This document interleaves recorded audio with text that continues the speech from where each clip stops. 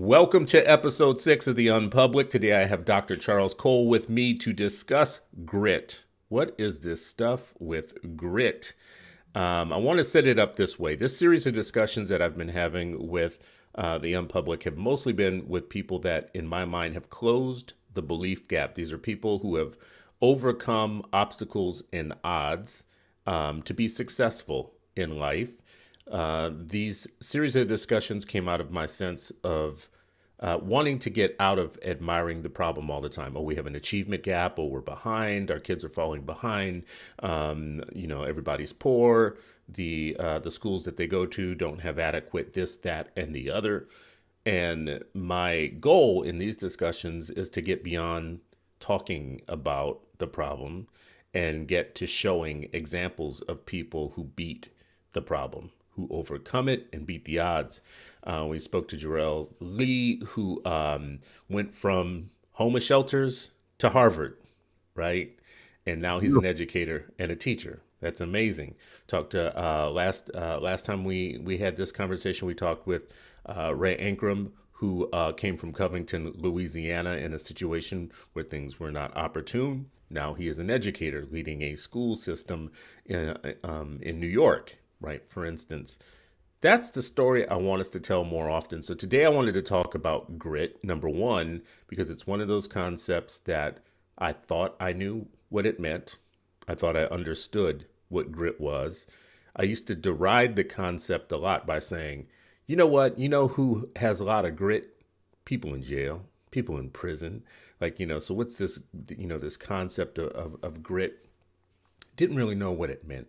Just would talk about it in that way and deride it. Doesn't mean that I've been turned around, but Dr. Cole is a good person to have this discussion with. And Dr. Cole, I'm not going to talk about you like in the third person. You here, brother? Good morning. Hey man, I'm happy to be here with you, man. I'm proud of what you building, and I'm in love with the new branding. I really am. I appreciate it, man. I appreciate it. I wanted something brighter and something that gives hope to people. So talking about the problem all the time allows us to understand it, but it doesn't give hope. And the reason I wanted to talk to you about grit, number one, you've studied the concept. You understand it better than anyone. And your book that you wrote, actually Beyond Grit. So there's grit and there's beyond. So here's the setup for you. And then I want to ask you to help me walk through understanding this. I learned from an educator named Eric Mahmoud, who ran a set of schools, mastery schools, here in the Twin Cities. He talks about a couple of things in a lot of speeches that he used to give. One of them was the Bannister effect. Roger Bannister was a runner. And he was a runner at a time where a 4-minute mile seemed undoable by a human being. Seemed like it just could not happen. Like you can't do it. The human body, the physiology of the human body couldn't do a 4-minute mile. I might butcher this story a little bit, but you're doing fine. As long as I get the concept. Yeah, but he did it. So Roger Bannister practiced and practiced and practiced, and he eventually did a 4-minute mile. And it was the first time in human history that a 4-minute mile had been recorded. However, within 6 months, someone beat his record. And within a few months after that, someone beat that person's record. Mm-hmm. So something that was previously seen as being humanly impossible, once it was done, once people saw that it could be done, multiple people did it after that, right? So Eric used to say in education, if you want to do things you've never done, or you want results that you've never had, you have to do things you've never done. Mm-hmm. Yeah, he used to say that over and over again. And he used to talk about the Bannister effect.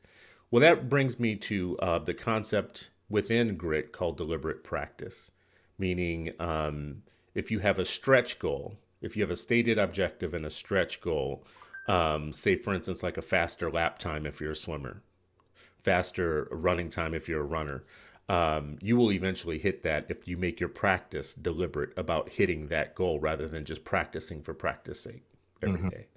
Right? If you have complete focus, attentiveness, and exertion, no half measures, you will reach that goal.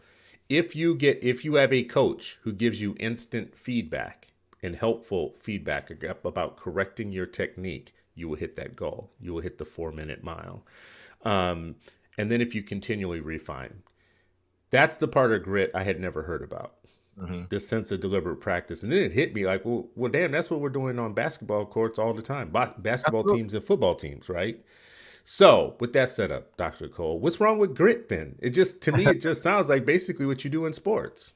So, I mean, so one, thanks again for having me, man, and those guests that you had. Shout out to Ray and our other brother Sharif, who has not been on the show yet, but y'all got a whole other show. So I just want to make sure I show them love when I'm with one of them. But nah, I think so. Here's the thing, man, and it's a lot of people that's gonna come and talk about this topic and make it sound super complicated or whatnot, man. If the general public and people can't just talk about it and have a conversation, and it ain't no good to me, no way. So here's the issue: like everything that you just said about that, the way in which you think and practice, and you can call it the 10,000 hours. It's a bunch of different things that coaches might lean into or people might lean into, which I fully and wholeheartedly support.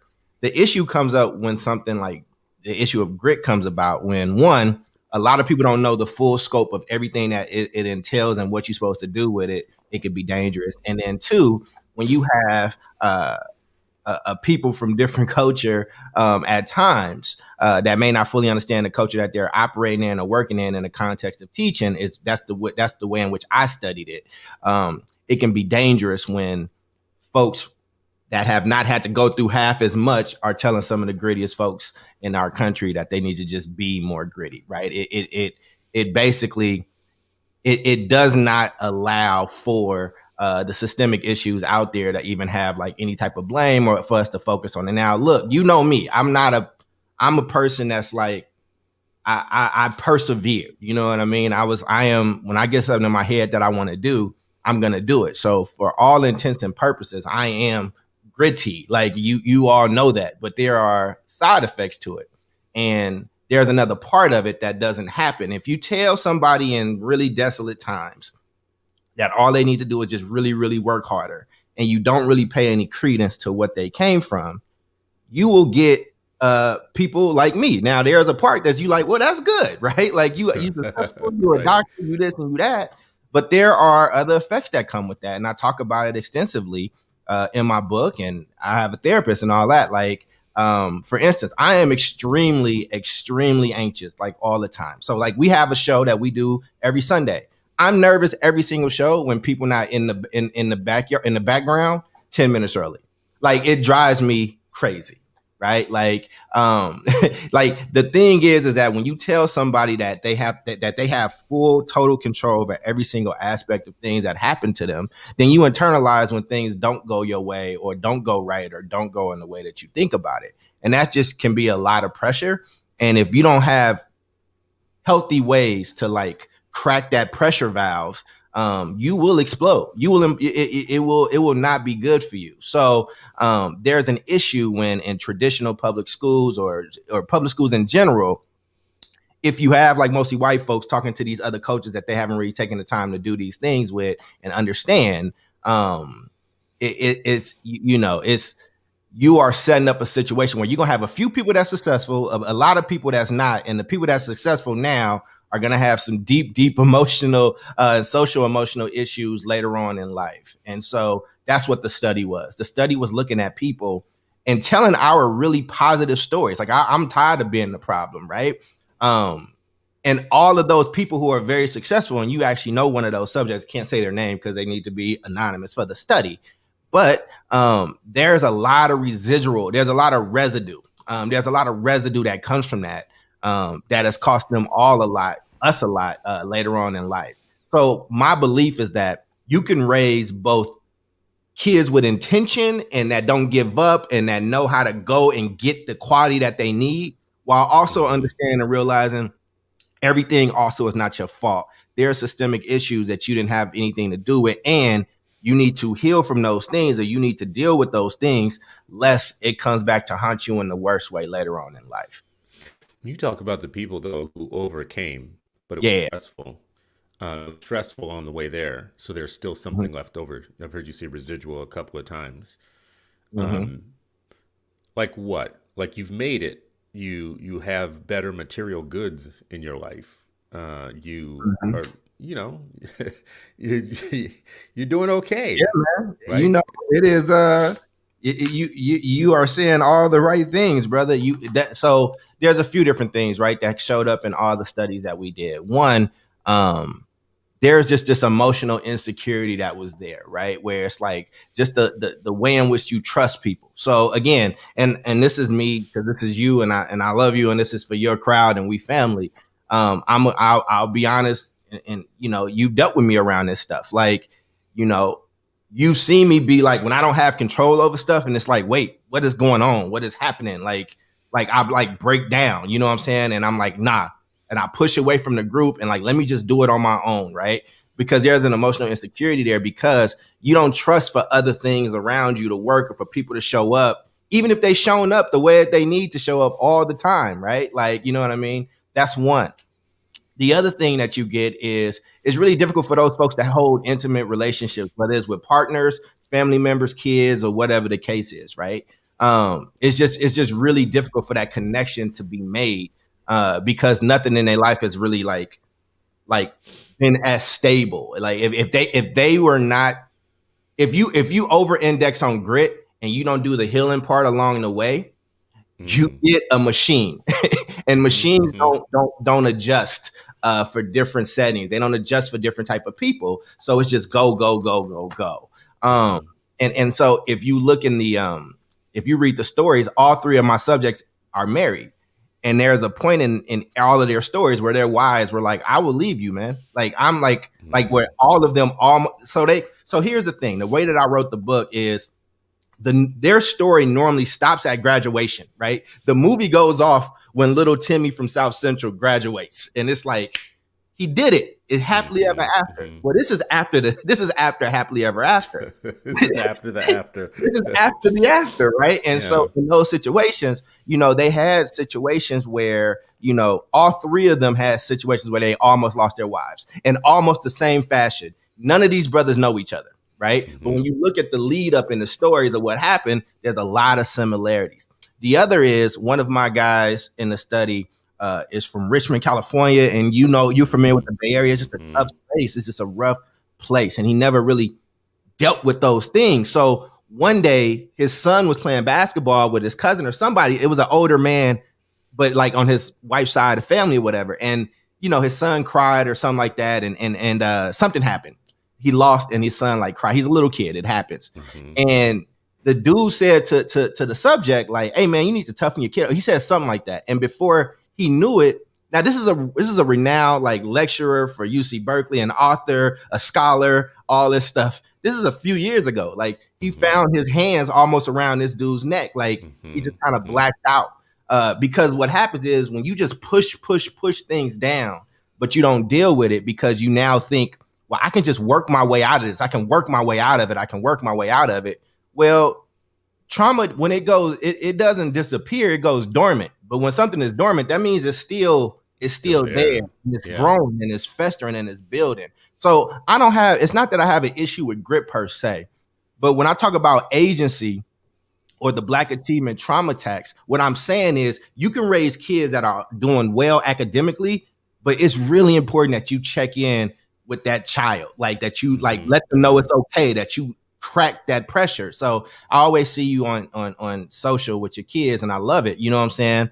And I think that for the most part, I think you're a pretty nurturing dude. Like even if my kids got straight A's, man, I think what you do where you nurture them, you just spend time talking to them and like really understanding how the machinery in their mind is working. I think it's just really, really powerful because right now, I'm talking about the kids that made it out the hood. I'm talking about the kids that went to those schools and persevered and made it through.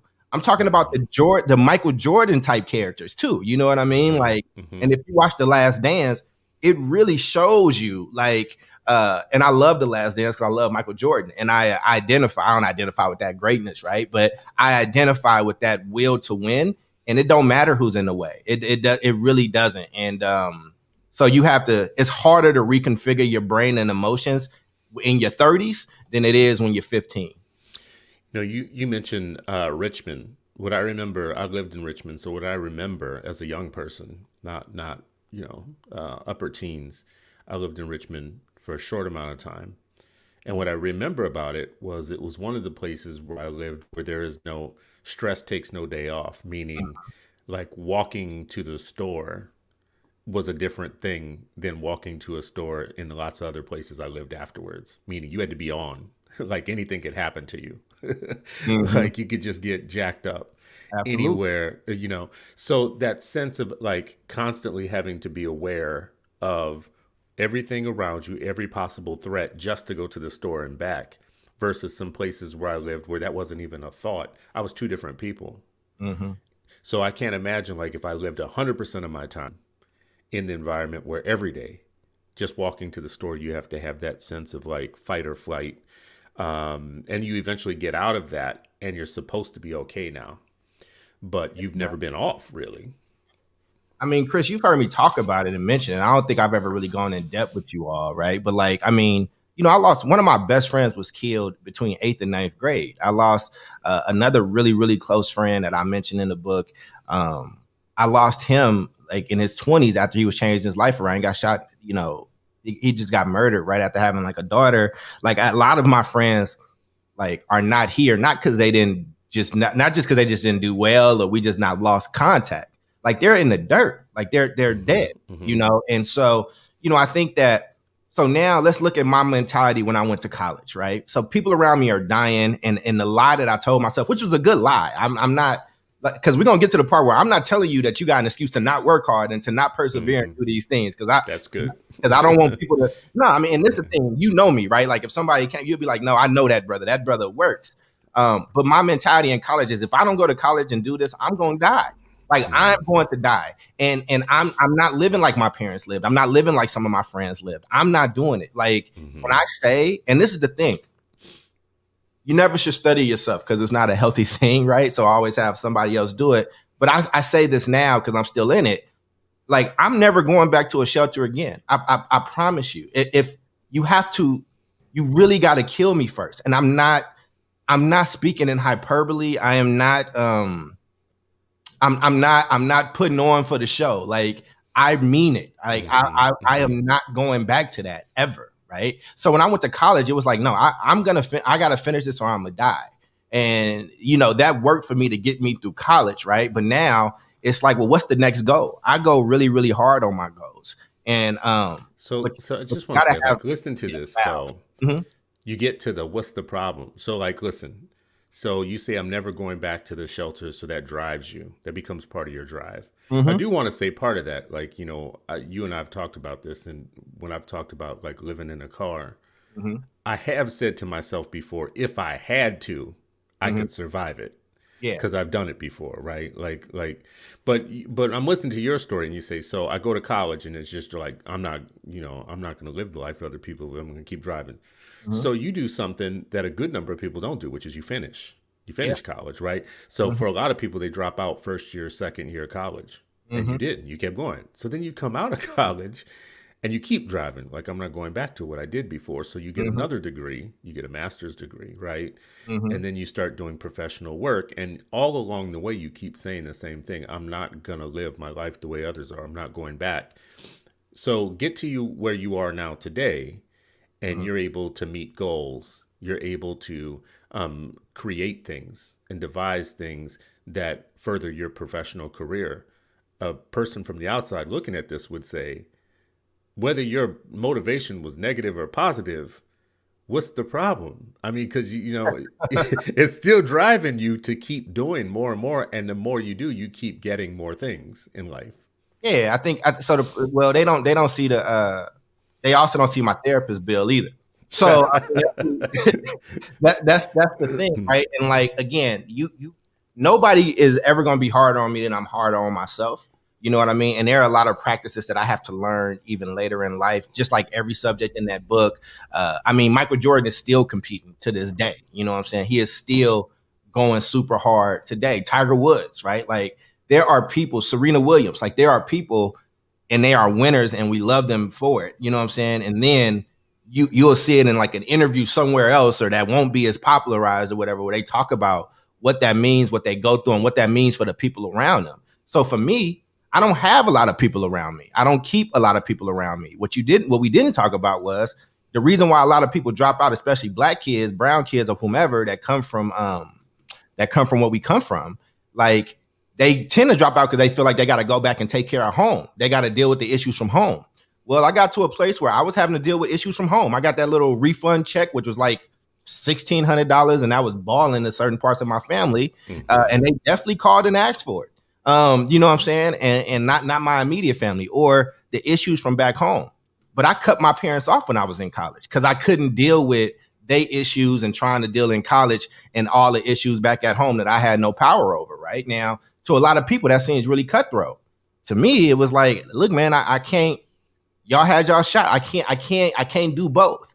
You know what I'm saying? And there's a lot of people that chose and be like, nah, man, I got to go take care of my family. So again, you all you see is the duck, man, just gliding across the pond, and you don't see the stuff in between that. You don't see the feet at the bottom that's kicking.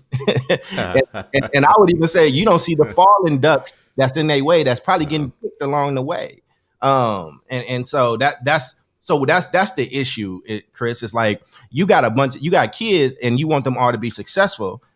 But what happens if we talk about baby girl a lot, right? What happens if we 24 and she's like, when she's alone and she can't carry all that stuff, you know what I'm saying? Like you also don't want her having to deal with those battles that you don't get to witness or whatnot either, right? But there's a healthy way that you can do these things. There's a healthy way that you can be persistent and that you can persevere. Grit just ain't necessarily the answer. I say agency. And what agency is, hey, man, I'm going to do these things that I have control over, and I'm going to control the situations that I have.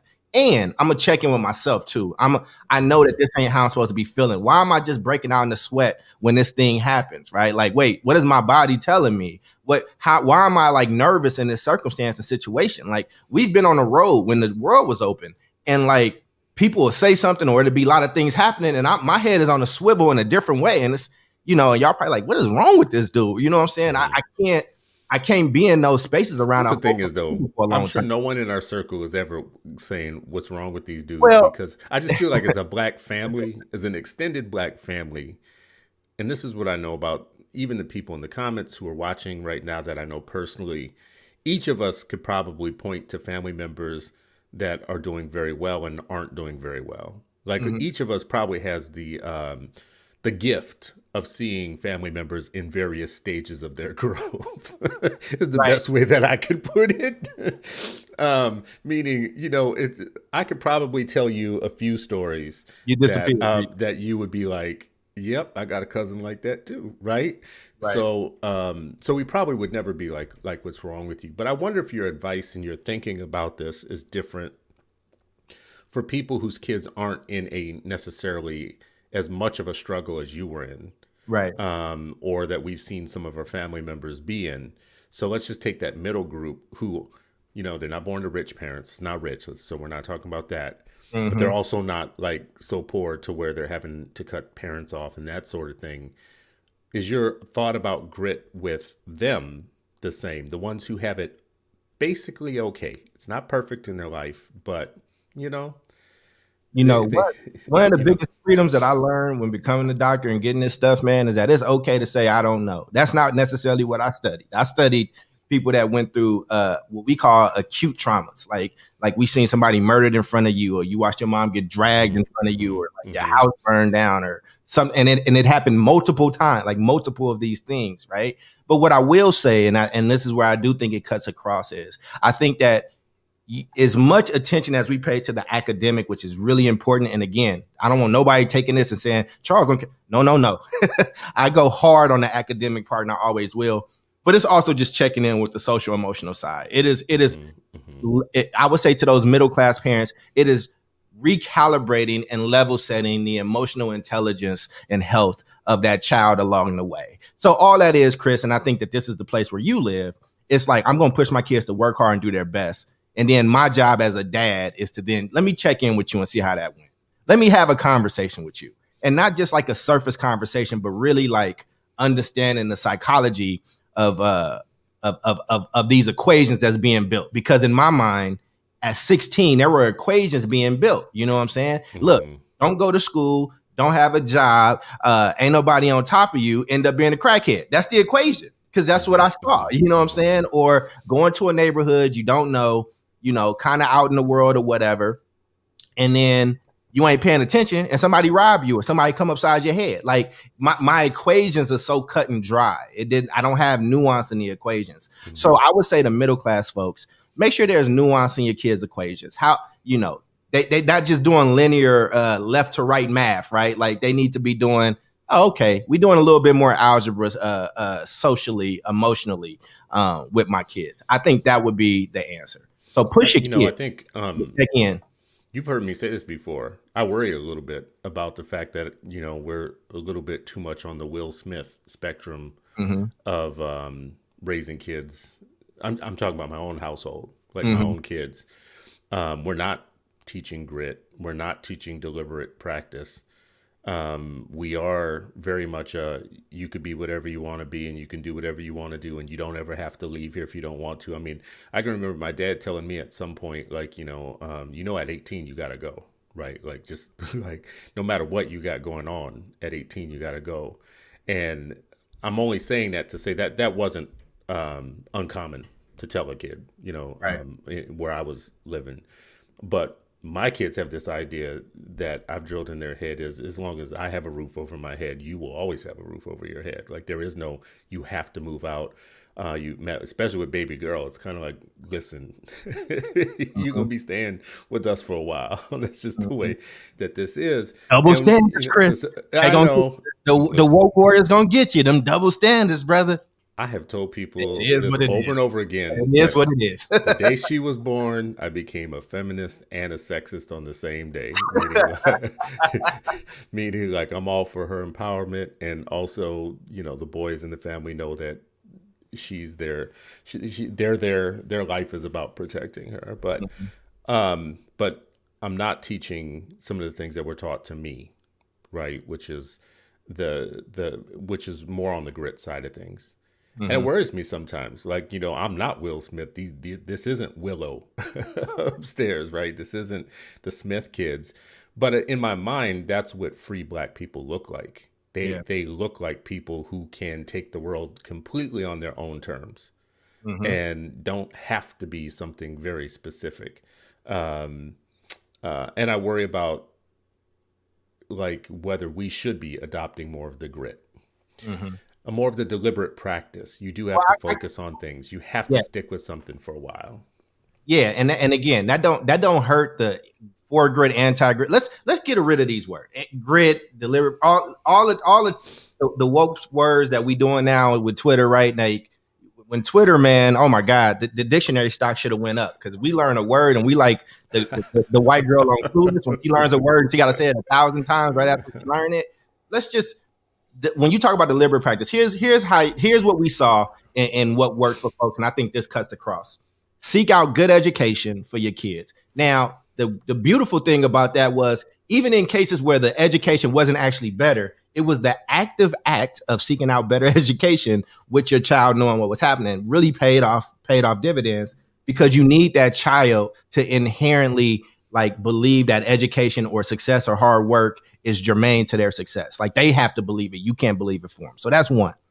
Two, man, just make sure that they have a strong self-identity, that they know who they are, that they know how to stand up on their own, and that when they fail, it's okay to fail because you can get back up. So what that means is you definitely can set up deliberate practices, Chris, around, look, you ain't got to struggle like I struggle because these things are here, but you can make situations that can simulate what life is going to be like when Papa Chris and Mama is not around. You know what I'm saying? That's really important. And then finally, proximity to success. Show kids a whole bunch of things. And you do this with your kids. You're like, I bought this thing. One of my kids want to be on Twitch. One of my kids want to play with this. One of them like Legos. Like, let them play and touch as many things as possible because it broadens their scope of what they can be. And you spoke about this about your other guests. Like, once the impossible is no longer impossible, it kind of becomes easy for people that come afterwards. Mm-hmm. And so those are the three things, man. And I think Sam, again, what are the three things? Yeah. One, seek out quality education in front of your kids.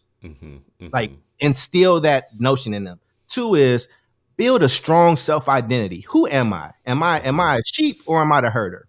Mm-hmm. And then three, proximity to success, like just exposure to different things that they can be. And then if there is something that's happening and it's not there for them, right? Like they there hasn't been a female president yet, right? It's like, no, you can actually do that. And here's the pathway, and here's what we're seeing. And like, Well, so now I know you're saying, so these three things are things that I had in my life. So it's interesting that you should say them in that order. One of the things people that were successful, that were proximate to me, didn't do while I was young was show me what it took to get what they had. Right. Like, so I saw their success and I saw the results of their success. Like there were people, when I say, you know, my family were on different ends of spectrums that went from desperately poor to fabulously wealthy. And the ones that were more on that side of the fence didn't ever break down. Like I had an uncle who was a chemist and my aunt was a teacher, and they were married, and they were the most successful family in kind of my string of families, right? And I always used to look to them as an example of, we can do this. This is where we can get. But I never really saw what it took for them out of the South to grow up and become a chemist was a lot of work. Like, you know, that, right? So it was, I was proximate. I saw it, so I knew it was possible. I knew that you could become this. I just didn't know. And I feel like even with my own kids, they don't understand the level of work that it takes to provide them with what they have now. But I will ask you this question, like, you played basketball, right? One of the rules I had growing up was, if you start something, you have to finish it. So if I paid money, you know, I'm thinking about one of my parents, if I paid money for you to start something, you gonna finish it, right? So I put my kids into Kung Fu, and at a certain point they were like jazzed about it and loved it. And then at some point they just weren't anymore. And guess what? They're not in Kung Fu anymore. They started piano lessons and got pretty good. Actually was able to start playing some things. They don't play piano anymore. They're not, you know, and that's okay in my way. But at some point, you know, late at night, I'm thinking to myself, man, that might be wrong. Like, I'm not pushing them.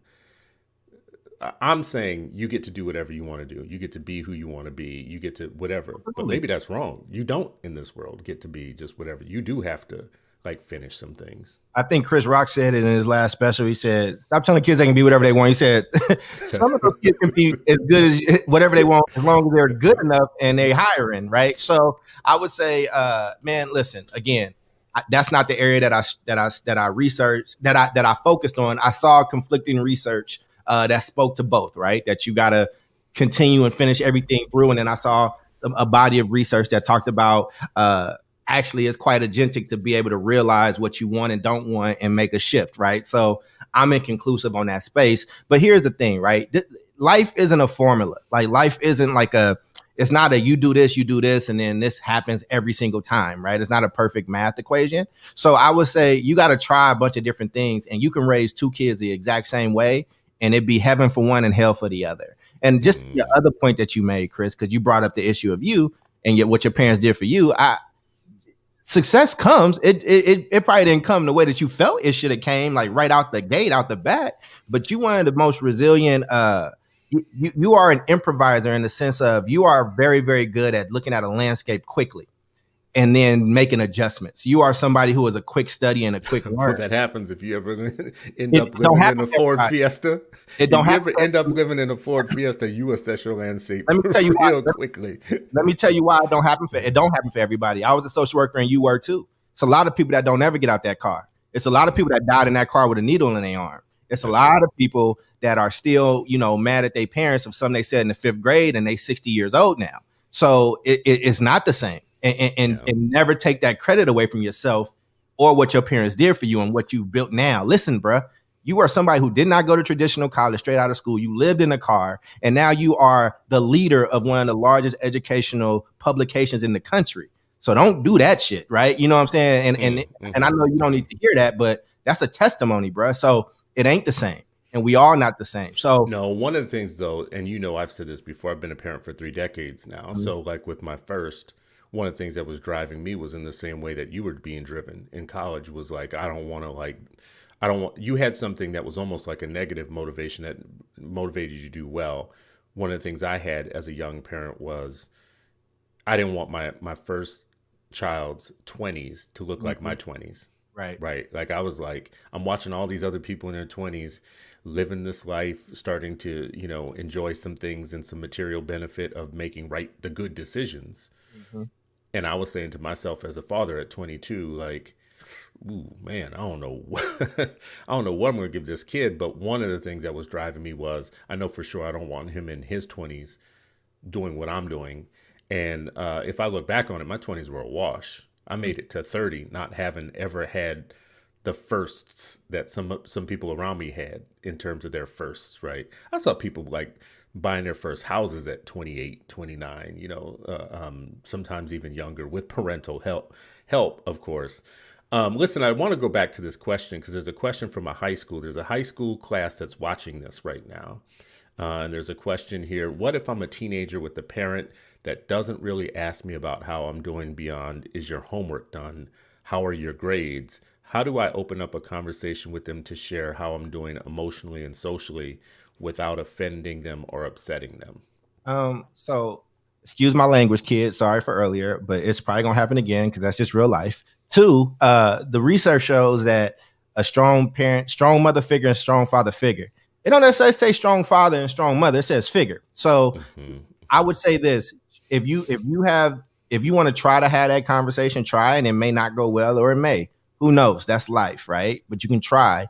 Two, there might be other people in your life that can fill in those roles where you can get that emotional nourishment that you need so you can talk these things out, right? So again, it wasn't my parents for the most part. I mean, my parents have an incredible story, and my dad has actually been like a father figure to a lot of people in my neighborhood once he got clean. But me and my dad's relationship kind of shifted from when I was a kid and what I saw. But I had a bunch of figures. I had coaches, man. Mine was basketball coaches. And they just poured into me, man. There was one teacher, Mr. Brown, that I still love and know today. That was Coach Bodipo, but they're the ones who actually taught me appropriate emotional kind of reactions and realities to things that I'm just now realizing now. So I would say this is where agency comes into play. It's not fair that it's not your parents. It's not fair that you're not getting all that stuff that you need. And maybe there's a sense that it'll change, but you got to live your life, and it's kind of your responsibility. And I know it's wild telling a 15 or 16-year-old about responsibility for their emotional well-being, but if you want to be okay, you might have to, there might be some other folks that can fill those voids. You might have to build, it might be an amalgamation of multiple people, because sometimes, like, our parents, listen, I don't know your parents, I don't know these people, but most of them do the best they can with what they got. And now as I get older, and I am now at ages where I can remember my mother and father being at that age, and then thinking about what was going on around them during that time, I kind of got to cut them a little bit of slack, right? Like my father, me and my father are not the best of friends, right? Mm-hmm. And I'm proud of what he's done, but just relationship wise, I was independent my whole life. I raised myself and my siblings, so I've never really had a mother father figure. Like, I don't go to my dad for fatherly advice. I have other people in my life for that. Mm-hmm. But when the first time I saw my father in Chicago was as an adult with his friends. And it wasn't until then that I realized the sacrifice that he made for me. Like, the sacrifice was, my kids can't grow up in the Chicago that I grew up in. Even though he was respected in that place, he was loved in that place, I had never seen him smile and so happy. And like, we was going to different spots all across the city where he knew and stuff. And I was like, I had never seen that level of excitement. And it's like, oh shit, he gave all that up to move his kids to California so they could have something different. And for that alone, whether he didn't say it the right way, whether he didn't do it the right way, whether we bumped heads or bumped chests or whatever, he did the best with what he could with what he had. So I gotta give him his credit for that. I will say this about this question. So, if your parents are asking you, is your homework done? How are your grades? That shows me a basic level of They care. interest. Yeah, it shows me a basic level of interest that could be built upon. And oftentimes, I don't think that young people see themselves in leadership roles, especially when dealing with the parent. But oftentimes we have to teach young people that we're not fully formed yet. We can have a two-way relationship, right? So what I would say to young people who are in exactly this situation is, whatever conversation you wish you were having, you can have. But I would say that you need to do what storytellers often do is you need to set up the story. So if, you have to ask a question that sets the stage with your parent. They ask you, is your homework done, and how are your grades? And as simple and plain as you can make it. To set up a different conversation, you can ask a reverse question, which is something like, "Can we talk about something that I want to talk about, or can we talk about something else, or there's a way that I feel about this. Can we talk about it?" And if they say yes, that's your open door to be able to say, "There are other things besides grades and homework that are going on in my life," and this is one thing that I don't think parents ever see. When you send a young person into a school, they are living in existence and seeing a set of things that you will never see, right? There's a different society of which they're in, especially if their age group and their peer group. And I always use the movie Lord of the Flies as kind of an My favorite example book of, of all time. right? Is it? It's my favorite There, book. there's First book something I that's would going on ever. in the peer group that the adults aren't really aware of, which is where you start getting into the secret society of bullying, the secret society of shaming, the things where a parent has a kid that self harms themselves at some point, and they go, "I never saw it coming," or "I don't." That's because you don't see that system of rules and people they're engaging with. So until someone comes to you and opens that up, and whatever. It has happened to me. I've seen my blind spot bump up. Mm. I'll be pushing my kids on something, and they'll end up really crying or sad about it, and then boom, I'm a different person because like it's like, oh shit, I didn't, I And, didn't and know that there was this much building up. and you're talking about like an involved individual. I mean, sometimes you just don't know what you don't know. You know what I'm saying? I think you just put it perfectly. Look, the reason this stuff is in books and people are talking about it and I'm studying it now is because it wasn't necessarily the norm for a lot of people. You know what I'm saying? And it's not just black people. If you read that hillbilly eligible, whatever, I can't say it right about the Appalachian, like it's very similar, right? Like they just didn't know how to express emotion, man. Like, listen, we live in a time. I have significantly more money than my parents, more education than my parents ever had at my time. Like, and society is just different. Even though the world feels crazy right now, we live in a much different accessible society now than we did before. It's actually a lot safer now, even though contrary to how people may feel, the facts say that that it's a lot safer. So we in a space where we can talk more about emotions. You in a space where you can like process those things. Do y'all understand that it's a privilege to be able to work on self-actualization? Like if you got food on the table and you like these things have just kind of shifted. Like a lot of the kids that's listening right now don't know what government cheese is. Like, it's just not a thing for you. I'm just saying, right? It's just not a thing, right? So we as society has evolved, like there are just certain things that you get privy to and that you have access to that your parents just never had. And it's hard to change somebody's whole psychology of thinking. So I thought you gave a really good answer on that, Chris. Well, I appreciate that, man. I want to go back to something that you were saying in your own story, as you are, let's just say in high school, and Mm-hmm. you're living like one experience at home, but you said that you play basketball, right? Mm-hmm. So I'm wonder if you could talk just a little bit about the difference between a teacher in a classroom and a coach on a basketball court. So you're a kid going into high school, you have all the same issues going on at home that you discussed and whatnot, but at some point in the day you go to basketball practice, and Mm-hmm. that's different than what you did in your classrooms. So what's the difference in the way that the coach interacts with you and develops a relationship with you versus the way that the teacher in your classes are doing it? I want me to be honest, cursing, cultural awareness. Just I'm just cussing gonna at be. I'm you. gonna be real. Like, so I've had a lot of different coaches, and Coach Bodipo is one of my best friends today. One of the coaches that developed me the most is Coach Campbell. May he rest in peace. He passed away a few years ago. His daughter was a teacher at the school too, but he was really focused. Now I know he was really focused on building men, and not in this 2020 world where you couldn't say things or do things. Like he held you accountable. There's a few times like I remember he's a platinum selling rapper artist right now. His name is Mr. Fab. He was on our team. He made a joke at the wrong time and his chest was open and he didn't hit him. He just like, hey, we don't do that here, right? But I think if you talk to Stan today, if you talk to Fab today, he'd talk about like the genuine love that Coach Campbell gave us in a place like Oakland, California, where we needed it. And I think that the difference is that there wasn't constraints. This person knew us. I mean, we did hell weeks, man, like where we throwing up on the side of the track. Like you run into, you throw up and vomit. Like you got to break down your bodies and rebuild them. It's a different level of intimacy with coaching. And I think coaches are not it's different inside of a classroom where principal's coming through or whatever the case is versus you about to be in actual battle. You know what I mean? Like you about to be in battle. Like, so there would be fights in practice, and the fight just gonna happen. Is, oh, get it off. Now everybody running. You know what I mean? Like there were instant consequences. It wasn't like detention or whatever the case is. And also, we all wanted to be there. That's the other thing. Like we all wanted to be there. And basketball in Oakland is different than basketball for a rich or middle class place. Like a lot of us were playing to get out of something and to get away from something. So, we took it very seriously. And I think the final thing about that environment is that your peers hold you accountable in a different way than they do in classrooms. Like we got on each other. Like our captains, I was captain, I was co-captain my last year. Because you had a joint goal? Because you're trying to win a game?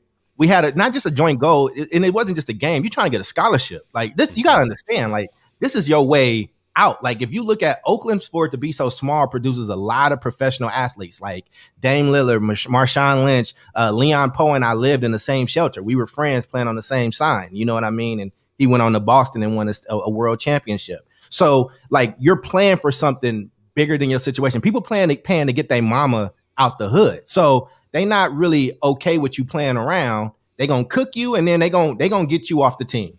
So even before it gets to the coach, there's a level of social norms that have happened that kind of got you all on the same place. But they don't necessarily see that same level of opportunity in a classroom. No, in a math class, they don't see like math is gonna get me out of this.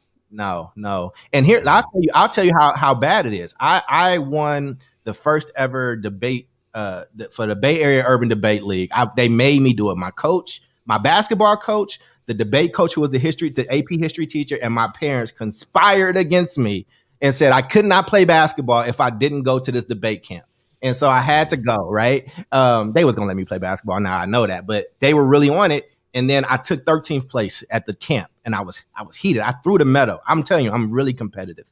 And then I came back, got a new partner, and won first place team, first place speaker. And then Emory University, right, was like, we have scholarship free. Like you can actually do this thing in other places. I never debated a day again in my life. And it's like, I think about that now, and I'm like, yo, why didn't y'all make me keep going? Why didn't you make me like I'm 5'11"? I wasn't going to the NBA. I was decent, right? But I wasn't going to the NBA, but I fulfilled my side of the bargain. They didn't push me. But in my mind, that still wasn't a real thing. What you gonna give me a scholarship for talking, for arguing? Like that's what you gonna give me a scholarship for? Fam, it was like Stanford, Emory, like it's a bunch of schools because they were trying to do this thing where they got more black kids and brown kids and urban kids into, this is why I did politics and I initially wanted to be a lawyer. So, that's the wisdom of a child, right? You shouldn't let children make all decisions because it was a terrible one, and I owe six-figure in debt. It all could have been paid for, Chris. Yeah. But you live and you learn. So, but no, we don't see that opportunity enough. But that goes back to where you started. If you show me examples of how this math class can turn into something really, really powerful and really positive and can make a great life, then maybe more kids would do it. And that's why we need more shows like this that's telling those stories. When I say proximity to success, I don't mean just seeing it. In one of the stories, the boy's mom sent him to her divorce lawyer's house for dinner regularly so he could ask questions, so he could be in that environment, so he could see what kind of husband he was. Like she had the foresight, and she was an immigrant too, but she had the foresight, right? And that immigrant kind of oomph of like, you're going to be successful and I'm going to put you around people. This is what American success looks like, right? People can feel however they want to feel about that statement or whatever, but she did what was best for her, and her kid is a very, very talented, successful man today and a great father. So you got to popping up in all these stories. Charles, like everybody had been proximate to somebody. When I'm delving in on these stories, it's an uncle, it's a cousin, it's a coach, it's somebody, and sometimes it's more than one person. I do know that for people watching and listening, if you go to the search institutes, website. They have the developmental assets that all young people need to grow up to be healthy, and 20 of them are outside of school, and 20 of them are inside of schools. The main driver through all of those 40 assets is relationships, and it's also relationships beyond just your parents. Meaning there needs to be like a group of adults outside of your parents that also enter into your young person's life. And I think part of that is so that they get a diversity of things that they see as possible. Because with your parents, like you grow up, let's say both your parents are accountants and you're not a math person, right? Like you're an art person or whatnot. That's not going to be like the optimal range of experiences that you could have to help you self-actualize, to be fully yourself. So relationships all over the place. And when I look back, as much as I wiped out in my teens and in my 20s, I still can now point out like friends of my dad, friends of my mom, cousins, and other people that had really interesting things going on all around.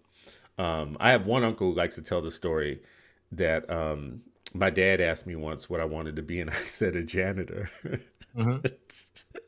And he said my dad didn't want to talk for the rest of the day. He didn't want to talk to me. He just like left. But there was this cool brother at my school who was a janitor. And I just watched how he ran everything. He wasn't a janitor. He was like a master custodian. He ran everything. He was the boss of all the bosses. And I thought it was cool as hell. You know, he had a perm going on. Did you see that Different World episode where Chris Cross was on it, and they got it? They were they were guests on it, and one of the kids said, "I want to be a garbage man," and the other one made fun of him. They got into a fight, and he was like, "Why?" Right? And he was like, "Cause when he come in the morning and he stop his truck, can't nobody go till he ready to go," right? And he really wanted power. But here's the thing, right? Whether you go to college, I mean, listen, college is very important to me and culturally and what it meant, right? I'm not one of the people that's gonna tell you to tell your kids not to go to college. You know what I'm saying? I don't like when people do that because they're usually rich when they do it, and they got a whole bunch of safety nets for their kids. So I don't stuff they could do.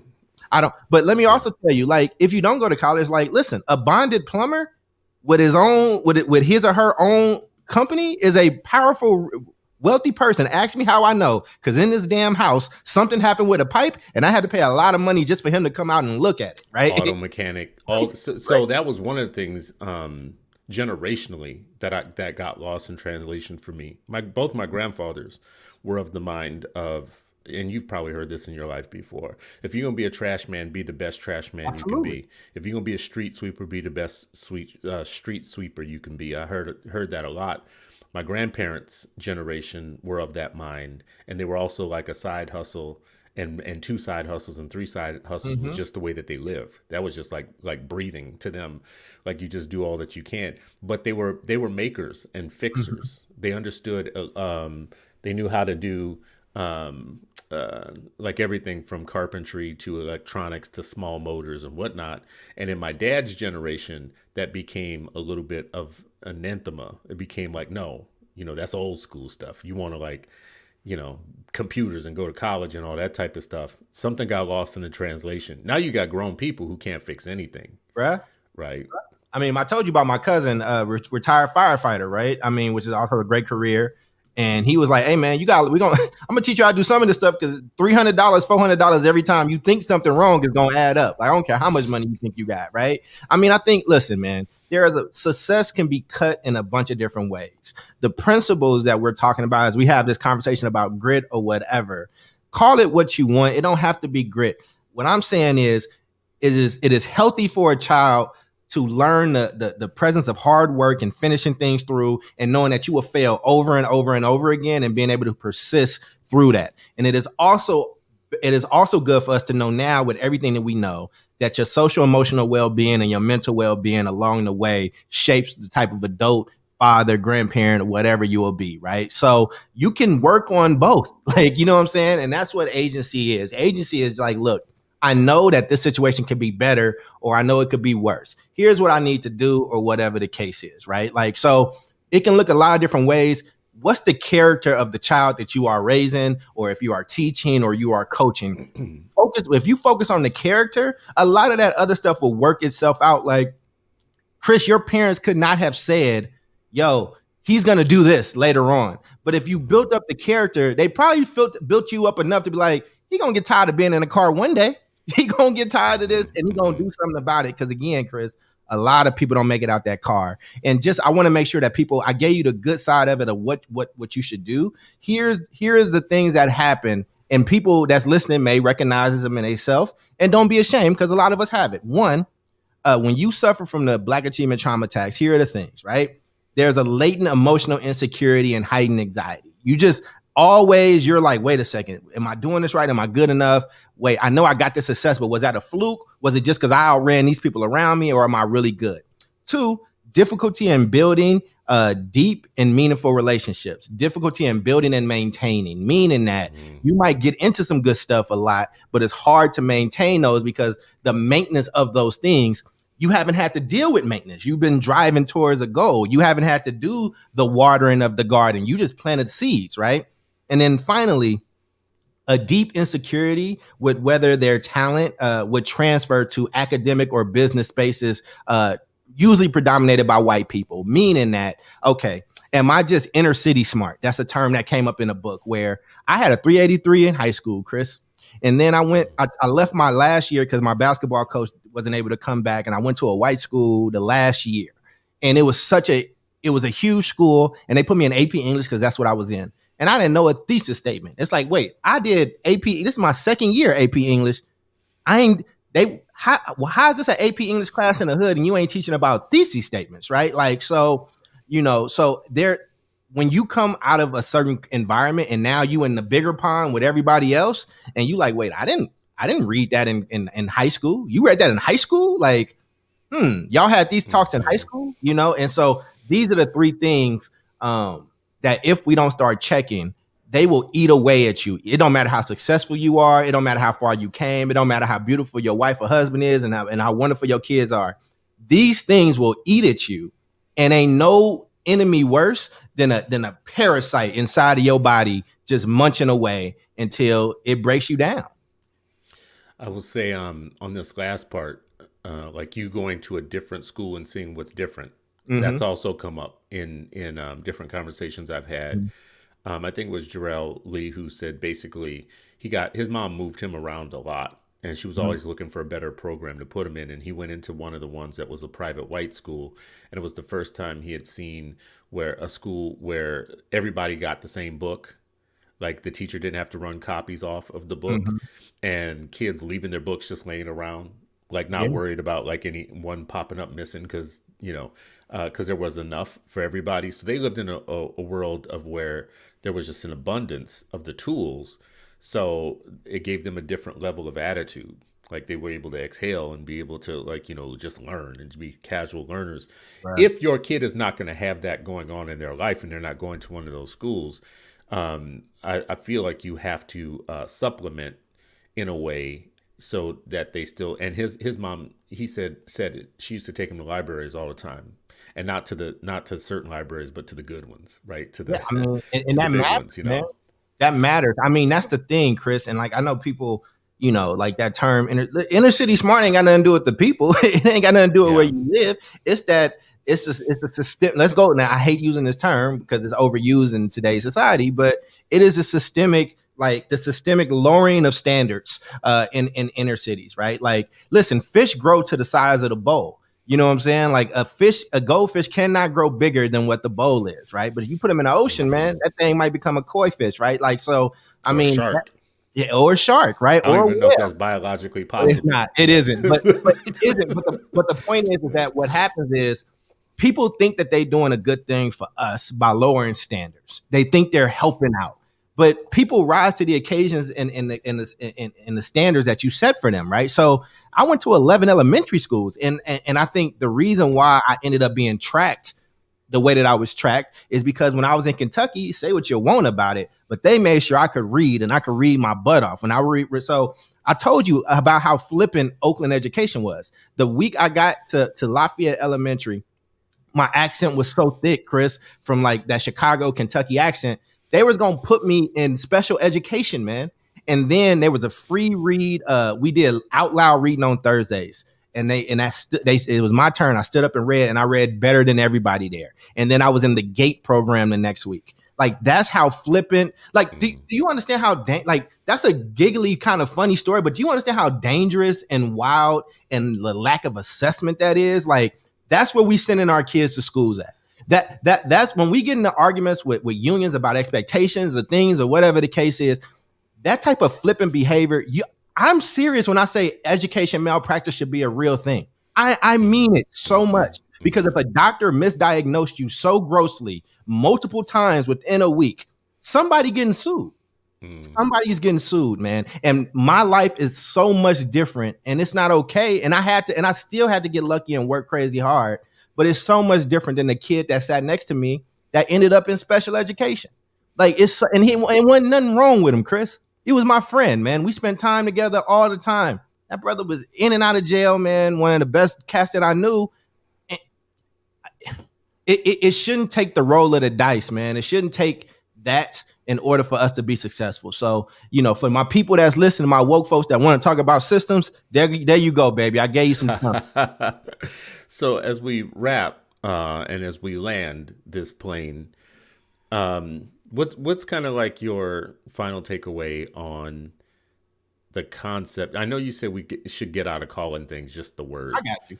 But the concept around grit, deliberate practice, making sure that our kids have stretch goals, that they are focused and attentive on exerting, no half-stepping, that we give them instant feedback that they can use like coaches do, so that they augment their performance to the point they become great, and that we continually have them refine and reflect.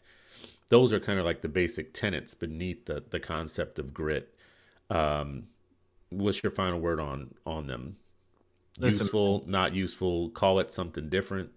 Everybody trying to make it. Do the best you can, whether it's these terms or not. Push your kids to be the best they can. Check yourself, reevaluate, teach them how to evaluate themselves, and check in on their mental health, man, and pray. You know what I'm saying? Because you can still do all these things and it can still be rough, man. And I just think that that's what I would say. Everybody doing the best they can. Be easy. You're gonna make mistakes, and I think that one part of this is teaching your kids that they are going to fail in life more than they're going to succeed. It's just a part of life. If they never fail, then they not reaching for nothing worth reaching for, right? Mm-hmm. And to the parent or the teacher or the coach or whomever, you're going to make mistakes. And don't kill yourself over every mistake you make. Because again, this is not a linear equation where you can just plug in things. Like, you got to do some different things with some different folks. Listen, I was somebody that needed, Chris, I know you got to close out, but I'm going to just say this, man. I did not do a bunch of dumb stuff, not because I was just a great kid. I wasn't a bad kid. I just knew my dad was bigger than me and he could beat my ass, man. It kept me out of so much trouble.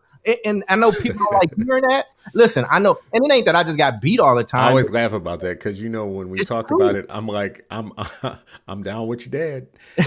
A healthy respect for your father, healthy fear. Yeah. And again, like I said, I'm hard on. It is what it is, you know what I'm saying. But the point it was a lot of stuff that I would have did more of.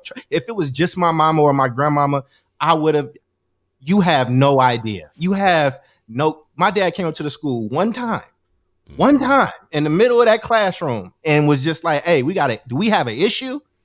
I had no more issues in that classroom ever again, because I felt like it could go down right here, right? And I'm not telling people to do that. I'm just saying different things work for different people. You probably got kids that can be okay with it just to talking to.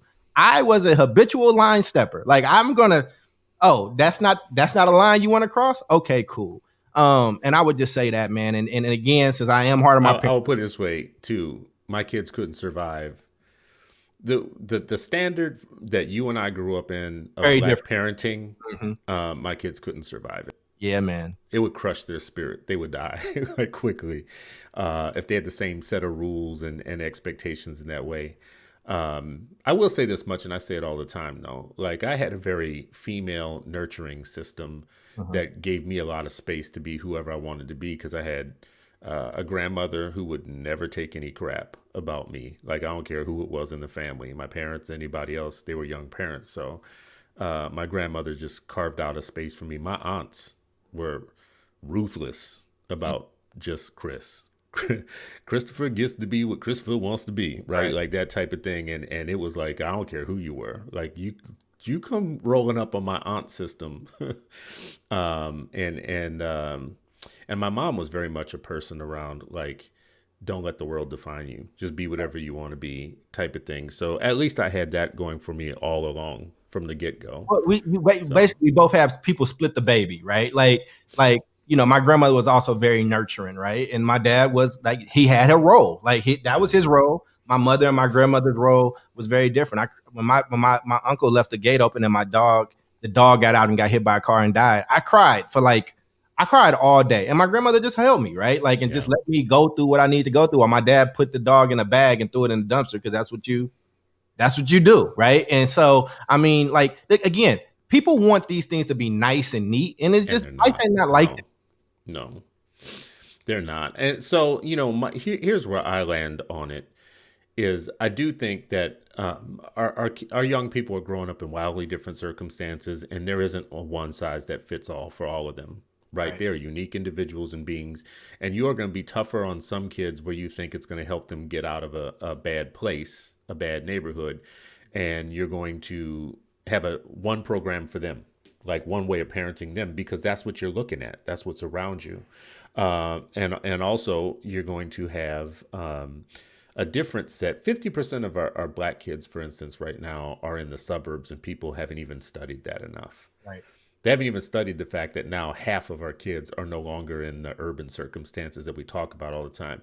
Like when There's someone no talked money in about black success. There's no money in black success. one, the thing is that it's not success. This is the other thing is like they're in the suburbs, but they're not being successful in the way that you would think. Like it's not the land of milk and honey that people thought it was going to be. And there needs to be some study of the microaggressions that they're facing, the low expectations that they find out there. Even though you have two parents doing well in life and you go to a school out there, you still end up with a bunch of black kids in suburban schools in the lower rungs of the school. So I'm only bringing that up to say, like when the president elect said something about poverty, kids in poverty, and then he instantly went to black kids and he equated it like black meant in poverty. I want to Right. remind people that half of our kids, first of all, are in the suburbs, and the majority of our kids aren't in poverty. Like we always forget this. We talk about black as if it's synonymous with super trauma, urban, deep, you know, and we're leaving like 75% of the kids out of that equation when we talk that way, first of all. And I'm only bringing it up to say it's not to say it's not as bad as you think it is, but to say the way that you think about deliberate practice and grit and the stories that you and I are telling right now are situational. Like kids are different, young people are different, so be a little more customized. So I I done do made want you late, brother. I'm sorry. go I mean, ahead. I can keep going. I'm enjoying No, it. go ahead. Say No, no, say what you can say, man. no, no. I'm just saying in general. I just looked at the time. I was like, oh man, I'm making this too late. But you can have me as long as you want, man. I told you, we can share these stories all the time. I told you how I got into the education work when my dad was just like, I was nervous about something as a social worker, and I think I told you this story, and he was just like, I was, and he was like, what's wrong? I was like, I don't, I'm the youngest social worker here, blah blah blah.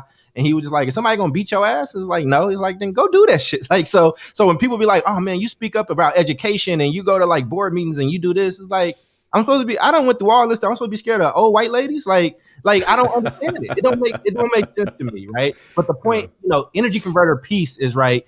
Energy don't have power until you give it that, right? So again, I have a whole bunch of built-in excuses to be a lot of ways. You got a whole bunch of built-in excuses to be a lot of ways, or you can look at those things as a blessing. Your 20s were not a wash because what it did is it built a body of research for you.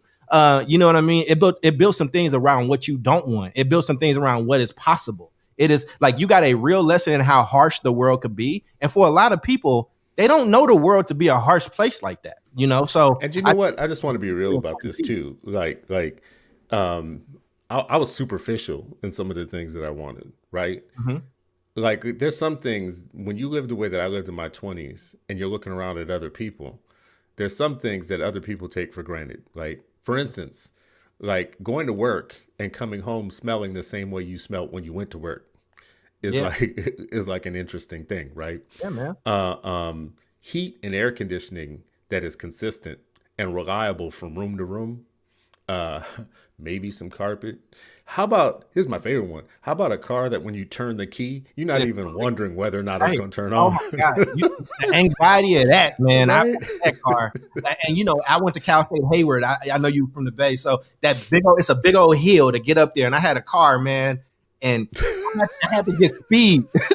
I had to get Yeah, speed to get just up to get the up hill, there. brother. And I've rode back. I had a stick. I've rode back down, right? So I've had to guide ride back down. So, bro, you listen, man. I think your show is great. I'm really proud of what you I built. appreciate it, man. Beautiful. I think the space is needed. I think more Black media and just telling and sharing our stories, because those stories, I actually heard a lot of those stories, right? Because our barbershops is where I heard a bunch of them, where you made it as a kid. If you got recruited by a private high school, if you went to Saint something and played ball, you played football or basketball, you kind of made it. You know what I'm saying? Because that meant you was going to be able to get looked at and get into some type of college. So, and they talked about those experiences, but it was a weighted thing. It was like, look, I'm dealing with these problems here, but here's what's on the other side of it. And it had an impact on a lot of those people. So we just got to keep telling our stories, because there is no one Black story. I think actually, and that's a good place to land. Instead of things like grit and deliberate practice, I don't know that there's a concept that takes the place of teaching young people how to work hard and get what they want. But I do believe finding them as many people as possible that can help them demystify pathways to different things. Because you don't know whether your child is an artist, a mathematician, a baller, what. Absolutely. So you better be putting different people in front of them that can say, let me break down my process. And that was one thing I do have to say that went well in my life, was I did have access to people that were doing crazy different things. And people, dropping me off for a day, like apprenticeship style almost. I didn't know that was happening to me as a young person, but I was being put into the path of artists and to people doing different things so that I could pick it up almost by osmosis. Yeah, Right. man. So in later life, I had something to draw on. Even on this show, thinking about branding and all of this stuff, I'm tapping into a part of myself that I learned a long time ago. Right. So maybe that's the goal. Yes. Now It- you have like pastel backgrounds. You feel me? It all works. I I'm love not it. afraid of pink. I'm a I'm black not man either. that's not afraid of pink. I'm See, not there you either, brother. go. You see my background. You see it. You Yep, feel me? yep, yep. You know how I feel about So, this, man. I'm just proud of you, and I just want you to also just take a moment, bro. I just want you to because we're all dismissive of ourselves. I dismiss me a lot, and you'll tell me not to do that, or you'll tell Ray or Reef or whatever. I want to do that for you, man. I think that you actually need to tell the story. You can't do it right now, but you need to tell the story from start to where you are now, and I think that will serve so many people, because it is non-traditional, it's non-linear, and but that's what we got to keep telling Black stories, so we don't feel so alienated, so we don't feel so wrong or like so guilty. We feel like, come on, man. There's probably so many people, Black people, that feel successful, that's watching this, that feel so guilty about where they are now versus people that they know. And and by you not telling your story is not going. You need to tell it. yeah, the survivor's guilt is real right now. I mean, even we're in the middle of a pandemic, and there's people in our networks who get to work from home, who have food, and their houses are in solid shape. And you have a little bit of survivor's guilt because you know that a good percentage of the world right now is actually about to be in the struggle. So that's a good place to land. I appreciate you. Adding to this series of discussions. Thank you. To keep building, because I could have kept having the discussion around what's wrong, or the gap, or falling into the gap, or sizing up the schools and the system as bad, which is all still true. Right, as of this morning, all of those things are still true. But on the other side of the fence, when someone says that only 30% of kids are doing such and such, Black kids are doing such and such, and then they gravitate to studying the 70%, I'm like, haven't we done that a lot already? Are you ever going to talk about that 30? Like, tell me about the ones who are succeeding through it all, because they have the lessons, right? Whenever you want to do that show, let me know, because we've talked about this off camera. I tell you, there's a reason why it don't happen. There's a reason why it doesn't happen. So you get to do what you're doing. Well, I feel like it's easier to go for the failure story, right? But this is so anybody watching and listening, I want to keep opening my process to you. The reason that I'm having these conversations about closing the belief gap is that out of all the gaps that I think we face, the belief gap is the most real and the most dangerous because it ruins everything else that we do. When we talk about the 70% of our kids that aren't doing something and not talk about the 30% that are doing something, what we create is something that I consider to be educational essentialism, which means you start making permanent the idea in the eyes of educators and schools and school leaders and parents and the public that Black is synonymous with failure. There's nothing you can do about it. It's almost immutable. It's almost genetic. There's some sort of like cosmic metaphysical force that makes that happen. And then you stop being able to do a careful analysis of the system that you're putting young Black brains into. Right? Because if you already believe that it's a foregone conclusion that Black equals failure, everything else changes after that. So let's study success and let's end educational essentialism, especially when it has a Black face on it, because we're letting too many people off the hook when we do that. So And thank you all for watching. In there you go. Go ahead. Say it again. 3 stories of successes in that book, man. Is a success story. So I got to do a better job of promoting that damn I was book. about to say, put it up again. So this is Dr. Cole's book. You can get it at Amazon, Beyond Grit and Resilience. A beautiful baby. And that's a picture of the doctor himself on the cover. So go to Amazon right now, get you a copy of the book. As always, thank you for giving me your time in the morning. We are here on Tuesdays and Thursdays doing a regular unpublished show like this one. We're going to have a series of conversations about success. And then on Fridays, we do Freedom Fridays with my brother Sharif El Mekki. So please join us on any of the platforms that we're on, Facebook or YouTube. If you enjoyed this show, or if you enjoyed what we had to say today, please share it. Share it with friends and family, whatever. We're new. It's a new show, so we are just now being introduced to people. So please help us get the word out to other folks. As always, appreciate you. Do your best today for our young people.